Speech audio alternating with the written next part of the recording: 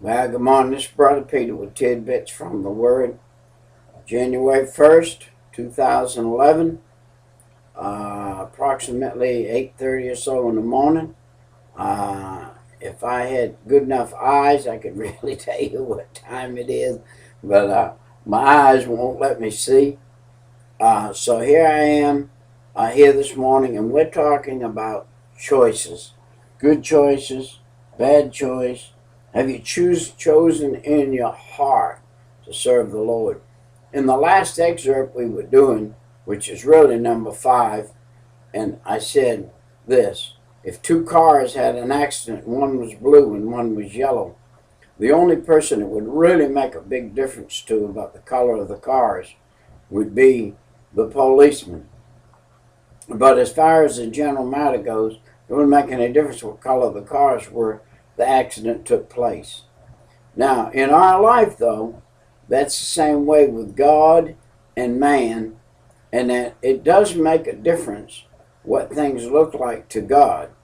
It makes a difference what color things are to the Lord. If sin is black and righteousness is white, it makes a difference whether it was a black thing that was happening in your life or a white thing that was happening in your life.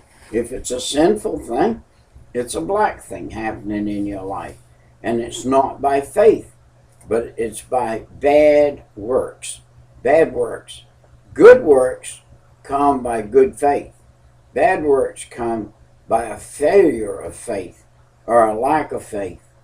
And the disciples, Jesus said, "Oh, ye of little faith." And he said that, and then there was another man that came along, and he said, "I have not found in all Israel such faith as this man had." So faith is a very important thing. We have a chapter 11 of Hebrews in the Bible is a chapter on faith. Now, faith makes a difference. If you have good faith, working faith, it makes a difference. Working faith makes a difference. Now, by faith, what is faith? Faith is the substance of things not seen. Faith is the substance of things not seen yet. You can have faith in the Lord and you not see the Lord, except in your heart. You see the Lord in your heart, and your faith will multiply. Sooner or later, it will come out to where your faith shows up. And people will say, "That's a man that serves the Lord." And how will they know that? They'll know it because your faith grows.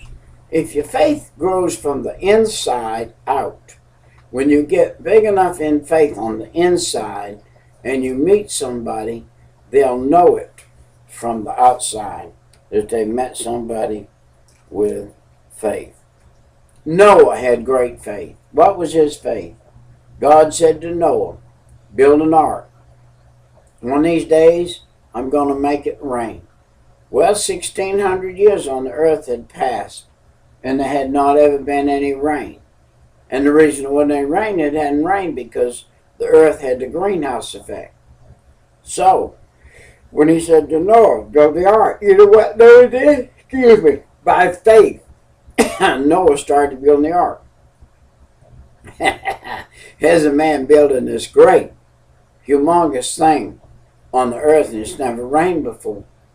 And the people laughed and mocked him for 125 years while he worked on that ark and built it. But when he got it built, God sent the animals over there to go in it. And they came in. A big majority of them 2 by 2. And the clean ones came in by 7. And they were 3 pairs and a spare. And the spare was for sacrifice. Or the spare was for if one of the others died. But my thinking here is the spare was without spot or blemish, and it was the male, and it was a young'un, just had been born, because God said, "Take a lamb of a year old, a yearling, without spot or blemish." Well, Noah was in the ark for a year and came out. So if he took one that just had been born into the ark, he would have been a year old when he came out. And so by faith, Noah did. By faith, Abraham offered up his son Isaac. By faith, knowing that God would raise him if he had had to offer him all the way through. And by faith, Sarah received a promise of God that she would have a child at 100 years old. And by faith, these people all died in faith that we just mentioned. But then we go on, and there's an account of God was made that was able to raise him up. That Isaac was by faith, came along, and Jacob by faith came along, and Esau. Now Esau made bad choices, and Jacob made good choices. By the way, Esau, because of his choices, was cursed. And so we have to be careful about our choices. By faith, Jacob made good choices. By faith, Moses made good choices. When Moses acted without faith, he did not get good results. He got banished into the backside of the desert. And because God had a plan there, it took 40 years to bring Moses around to where Moses would follow God. Now, you remember, Moses forsook Egypt and left it that he might follow God and not follow Pharaoh. And by faith, the walls of Jericho fell down. What did those folks do? Those Hebrew children, they marched around Jericho for once a day for 7 days, 6 days.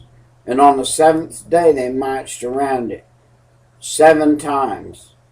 And when they marched around it 7 times, blew their trumpets and shouted, and the walls fell flat. Why? Because God said to do it that way, and that's the way they did it. Any other way wouldn't have worked.